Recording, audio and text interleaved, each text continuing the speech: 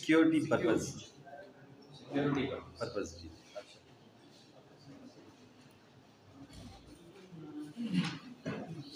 जब security purpose के लिए होता है उस पर फिर अंदराजी मुकदमा हो सकता है जी। बस किसी एक लीगल पॉइंट पे मैंने रिपोर्ट को इशू करना है।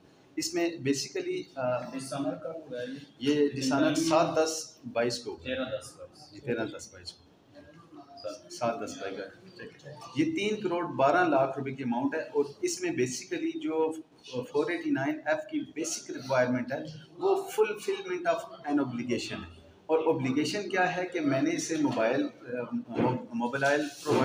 प्रोवाइड किया और इतनी अमाउंट का प्रोवाइड किया, उसके अगेंस्ट इन्होंने मुझे चेक पेमेंट दी। अब मैंने अपनी जो सप्लाई थी वो कर दी, उसके अगेंस्ट इन्होंने जब चेक दिया, अब इसमें इनका इशुएंस ऑफ चेक डिनाइड नहीं है।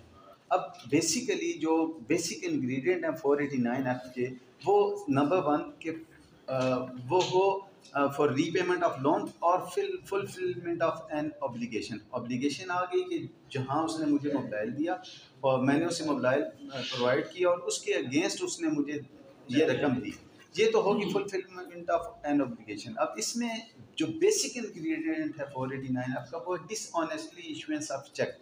अब डिसऑनेस्टली इशुएंस इसी से साबित हो जाती है कि उसे पता था कि उसके अकाउंट में अमाउंट मौजूद नहीं है और उन्हें पता था कि उन्होंने मुझे ये पेमेंट इस रकम के इस कंसिडरेशन के अगेंस्ट करनी है, लेकिन जब उनके पास ऐसी अमाउंट मौजूद ही नहीं थी और उसमें उन्होंने दिया, तो इसलिए उनका प्राइम ऑफिशियल उनका इस्टेब्लिश होगी उनकी डिसऑनेस्टी।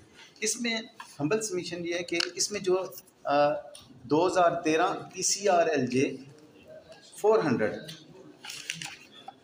पेशावर की ये जजमेंट है, एग्जैक्टली बिल्कुल इसी पॉइंट पे है। इसका जो ऑपरेटिव पैरा है वो मैं पढ़ देता हूँ जी। ये 400 मैं इसकी कॉपी से पर 2013 PCRLJ 400 पेशावर है जी। इसमें जो ऑपरेटिव पैरा है वो कहते हैं कि पैरा नंबर 6 है, द पिटिशनर जी गारंटी सिक्योरिटी चेक जी। The petitioner has enter into agreement regarding bargain of land property with respondent number 1 attorney of 1 Muzaffar Khan and his dishonestly issuance of the check as security for the huge amount, knowing that there is insufficient amount lying in his account.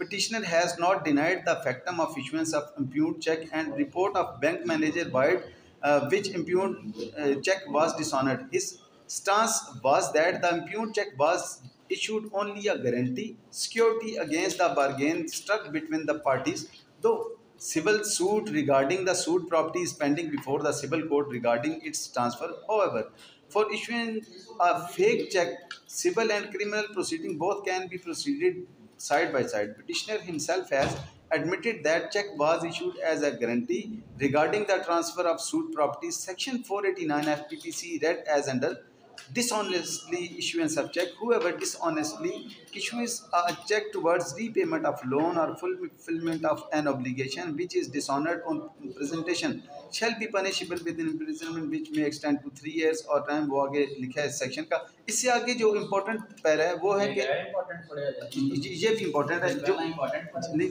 इससे जो जहाँ पे honourable court ने para number 7 में finding दे दी कि जब उसे पता था इस चीज़ का और उसने उसके बावजूद दिया, तो बेसिकली सिक्योरिटी और गारंटी चेक होता ही सिक्योरिटी और गारंटी है।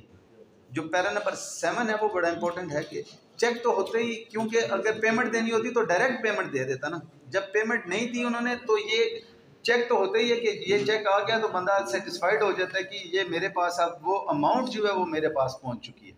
ये बेसिकली क्वैशमेंट के लिए उस वक्त फाइल की गई थी, FIR लॉन्च होगी, उसके बाद क्वैशमेंट, तो उन्होंने कहा क्वैशमेंट नहीं होगी, इसका मैक्सिमम बेनिफिट जो है वो बेल स्टेज पे दिया जा सकता है ताकि आप कह रहे थे कि इस पर पर्चा नहीं होता, वो कौन सी जजमेंट है? मैंने कहा था कि सिक्योरिटी पर्पस जी जी उस पे लिखा हुआ है जी ना, उसके लिए यार गवर्नमेंट का मकसद था कि FIR नहीं हो सकती, जी सर, तो किस लॉ के तहत नहीं हो सकती? इन्होंने तो एक केस का ले लिया कि हो सकती है, जो आप लाएं कि नहीं हो सकती। ये जो सूरत आपको छोड़ दें, केस की समझ आ गई है। गुजारिश ये है कि आपका एक आर्गूमेंट बिल्ड किया आपने कि ये है चेक इशूड काफी तक सिक्योरिटी, बिल्कुल सिक्योरिटी चेक के ऊपर FIR का अंदराज नहीं होता, जजमेंट है। थोड़ा सा टाइम इस लॉ पॉइंट में मैं एक चीज़ सिर्फ असिस्ट करना चाहूँगा, वो ये कि ये जितनी भी जजमेंट्स आई हैं सिक्योरिटी के हवाले से, वो जजमेंट कोई भी क्वैशमेंट नहीं है, सिर्फ बेल ग्राउंड पे है।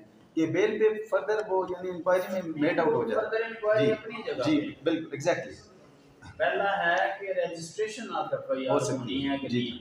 एग्जैक्टली। इसके अलावा भी कोई जजमेंट आपकी नज़र से गुजरी हो? जी 2009 की जजमेंट है, लेकिन ये लेटेस्ट लेटेस्ट जी मैं उस पे नहीं, पंजाब की मेरी नज़र में ऐसा नहीं गुजरी, लेकिन मैं उसमें प्रोवाइड करता हूँ कि नहीं वो अलग चीज़, वो अलग आप कब कोई पेश करेंगे जजमेंट? थोड़ा सा 2-3 दिन में टाइम दे देना है। बस। Thank you very much.